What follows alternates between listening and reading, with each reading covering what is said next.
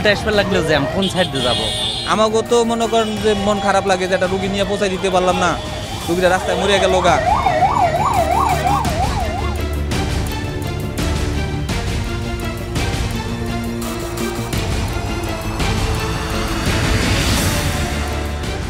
এটি দেশের সর্ববৃহৎ সরকারি স্বাস্থ্যসেবা প্রতিষ্ঠান ঢাকা মেডিকেল।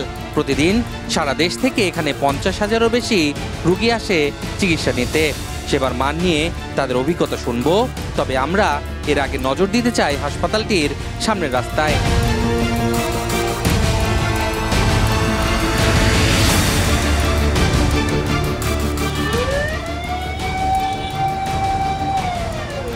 জরুরি বিভাগের সামনের রাস্তার চিত্র এটি, যেখানে সড়ক ও ফুটপাত দখল করে বসেছে শতাধিক দোকানপাট।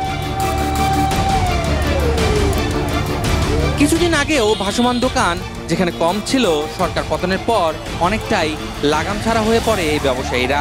ফুটপাত দখল নিয়ে তাদের অবস্থান এখন ঠেকেছে মূল রাস্তায়।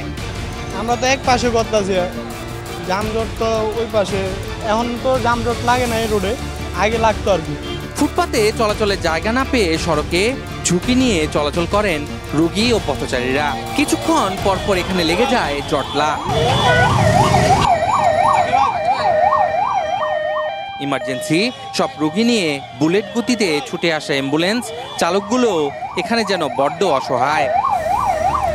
হিরো সায়েন্স থেকে প্রায় এনে আসতে 1.5 ঘন্টা 2 ঘন্টা লাগে, আর যদি শহীদ মিনার থেকে একটু বেশি জাম থাকে, শহীদ মিনার থেকে এনে প্রায় আধা ঘন্টা মিনিমাম লাগে। 3-4 কিলো রাস্তা এরকম 2-2.5 ঘন্টা লেগে যায়। রুগীর অবস্থা অনেক খারাপ, ভয়াবহ হয়ে যায়, যাতে অনেক রুগী মানে জ্যামজটে মারা যায়, হাসপাতাল পর্যন্ত পৌঁছাতে পারি না আমরা, তার আগেই রুগী মারা যায়। আমরা কি চামু যে আমাকে একটা গাড়ির ভিতরে একটা রুগী মরে যাক?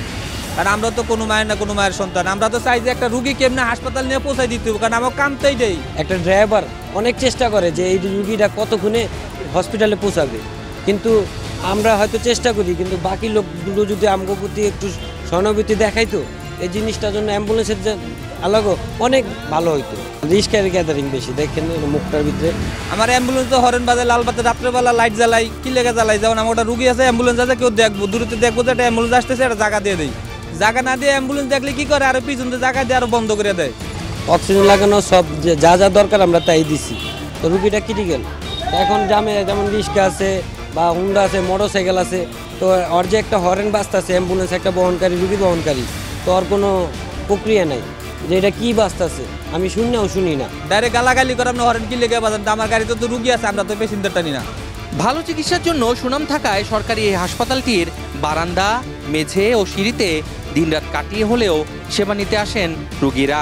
কিন্তু রোগীদের ঢুকতেই এ সকল বিড়ম্বনা যেন কমছেই না। অন্যদিকে স্বাস্থ্যসেবা নিয়ে তৈরি হয়েছে কিছুটা আপত্তি। এদের নিয়মটা আমাদের অসন্তুষ্ট কেন লাগতেছে? 7টা টেস্টের রিপোর্ট নিয়ে আসার পর এরা আমাদের এখানে ভর্তি দেবে। 7টা রিপোর্ট আসতে তো অনেক সময় দরকার, দালাল ধরতে, মুখ ধরতে, অনেক ঘুরতে হয়। তো এই 7টা রিপোর্ট নিয়ে আসতে আসতে তো রুগী 7 বার মরবো। একটা নার্সরে ডাকলেও পাওয়া যায় না, আবার মনে করেন যে একটা ডাক্তার এই পর্যন্ত কালকে আনছি, ভালো একটা ডাক্তারের পরামর্শ আমরা এই পর্যন্ত পাইনি। ডাক্তার অনেক গাফিলতি করে, এত খারাপ ব্যবহার, কত ছোট যারা কর্মচারী আছে একদম খারাপ ব্যবহার, অনেক লোক কাম দেয় বুঝছেন, তাকে তো চাইও দেখেন না। নার্স দরকার, সেই পরিমাণ নার্স নাই, মানে সেবা পাচ্ছে না রুগী। আমার বাচ্চা যে কোনো অবস্থায় যে কোনো মুহূর্তে একটা সমস্যা দিতে পারে আমার অর্থ সংকটের কারণে। আমি চাই আপনাদের মাধ্যমে আমার বাচ্চারা জানি জীবনটা ফিরে পাবো। কালকে তো রুগী ছটফট করতেছে, খাবার দাও খাবার দাও, কিন্তু রুগীরে খাবারও দিতেছে না, বড় ডাক্তারের অপেক্ষায় রাখছে, বড় ডাক্তারও আসতেছে না। ডাক্তাররা অন্যায় কর না, ডাক্তার অন্যায় কর না, অন্যায় করে নিম্ন শ্রেণীর তারা অন্যায় করে, তারা অন্যায় করতেছে। এসব বিষয়ে কথা বলতে চাই হাসপাতালটির পরিচালকের সাথে, কিন্তু তার কোনো মন্তব্য মিলল না। পূর্বে পথচারী ও রোগীদের চলাচলের সুবিধার্থে কিছুদিন পর পর এই এলাকায় অবৈধ দোকানপাট উচ্ছেদ করত ঢাকা দক্ষিণ সিটি কর্পোরেশন। কিন্তু সরকার পতনের পর সিটি কর্পোরেশনের কার্যক্রমে ধীরগতি আসলে অনেকটাই লাগামহীন হয়ে পড়ে দখলদাররা। Mostafiz Rahman, channel S, Dhaka.